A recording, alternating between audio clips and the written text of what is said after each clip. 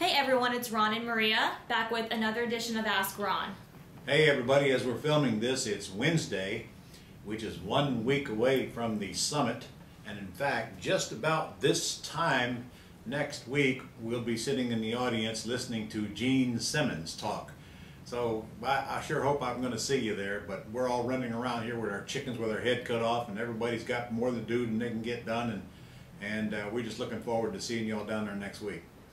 Okay, who we got here today? All right, so first is Randy from Texas. Hey, Randy from Texas. So Randy wants to know, do I need to get an LLC set up before I do my first terms deal? The answer is no, Randy. If you're going to take title to the property, which is the only way you're going to buy it in Texas, you buy it in a land trust, and you can be the beneficial interest of the land trust, and you don't need an LLC for that. Now, if you're going to do this continually, you probably do need to get an LLC because you're going to need an operating entity, but you sure don't have to do all that before you go get a first check or 2 or 3 or 4 or whatever. If you come see me in my boot camp, I'm going to cover all that for you, but I get that question a lot, and I can tell you right now, it was probably 2 years before I ever had an entity of any kind. I did everything through my own personal check account, and I didn't even know about land trust till I was about 2 years in this thing. So the important thing is go get a check. How about that? We'll worry about the entities later. Okay? Okay, so our next question is from David in Kansas. Hey, David. I am new and trying to decide which direction to go. I can't afford to market in both arenas, meaning lease options versus wholesaling. Lease options appear to be a little more complicated, but it seems like it would be easier to find sellers in nice homes. The wholesaling process seems like it would be easier, but finding the motivated sellers might take more marketing time and dollars. All right, well look, neither one of them take any dollars. What you need to do is spend the dollars on training, because that's where you're weak right now. If you're going to wholesale houses, you're going to go to FSBOs, for sale by owners, to get them, because you're going to have a miserable time finding deals in the MLS right now with this hot market that we're in nationwide. However, if you don't know how to get to the FSBOs without spending the money, then you're kind of dead in the water. But if you go on your Gold Club member, so there's plenty of videos on there on how to find sellers. You can certainly look for FSBO signs, and if you want to wholesale, I'd look in the low-end areas of your town, the cheaper houses. Cheaper the better. You can also run free ads online to get people to call you. David, how many free ads can you run before you run out of advertising money? I'll give you a minute on that one. It takes no money to run an ad. So there are things you can do that cost no money. Take the call yourself, follow up yourself, assuming you know what follow up means. So in the pretty house business, it does involve calling the seller. Well, first somebody's got to generate the lead. Same thing, you can do FSBO signs, and you can run free ads and generate the leads. And as a Gold Club member, gosh, you're getting these pretty house deals on your inbox every single day.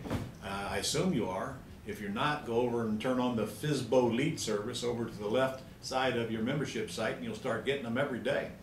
Well, you can call them if you can't afford a virtual assistant. You fill out the property information sheets. You use the scripts that I'm sure you have by now. If you don't, you'll find them on ronlegrand.com/FSBO, FSBO. The $1 million script is the one that determines whether they'll take terms or not, and if so, what terms. And then you go see the houses you think that are worthy of you going to see. Now, I don't know your level of training, so I don't know if you're going to be able to go through all of that or not, but honestly, that's the best I can answer that question until I find out more about what you do know. Your first objective is get to my Quick Start School, and we can finance that for you with $1,500 down, and we'll finance the rest. We don't check your credit at 0 interest and give you a year to pay for it.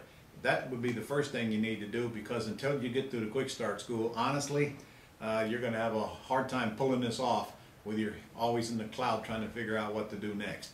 That's where you learn step by step on how to get these deals, and then how to get them to a conclusion, and then how to get out of them and get paid. So we start where we can start.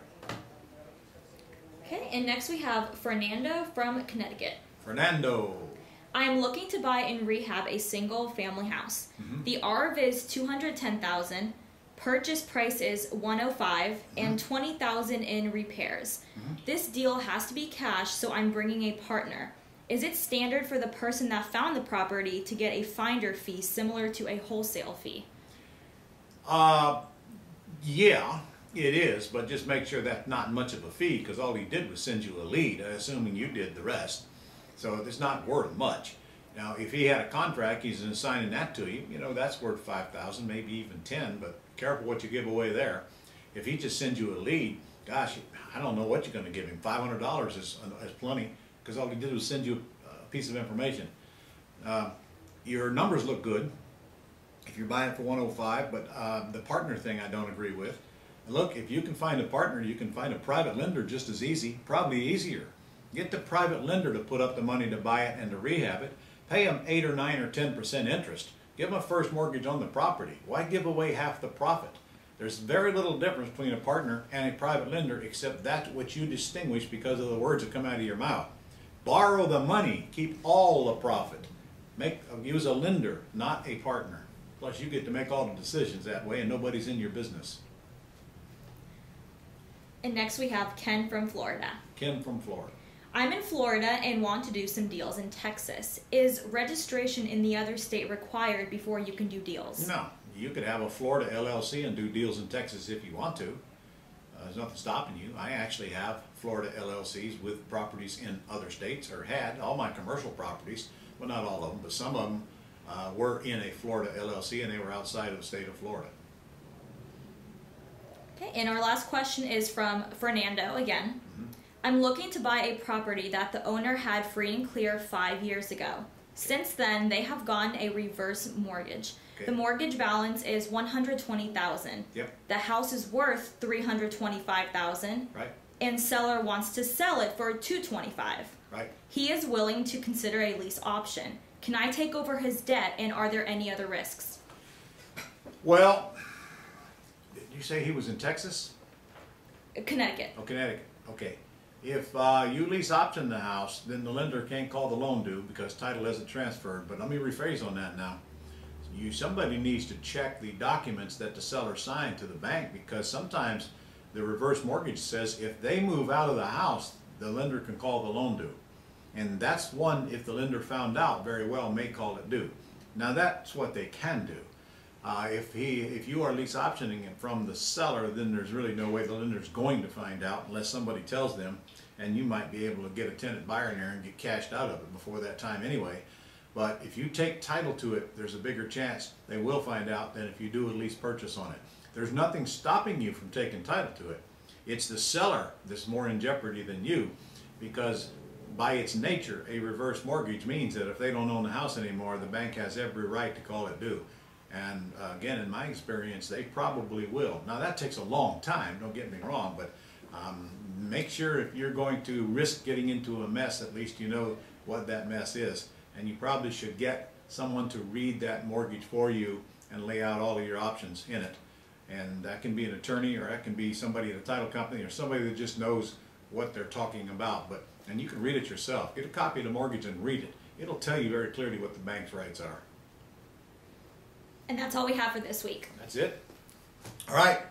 See some of you next week in Florida, and we will do a broadcast from there as well. We're probably also going to be doing some Facebook Live presentations, so be on the lookout. Starting Wednesday morning all the way through Saturday, we are going to be at the Great American Real Estate Summit at the World Golf Village in St. Augustine, Florida. So see you there.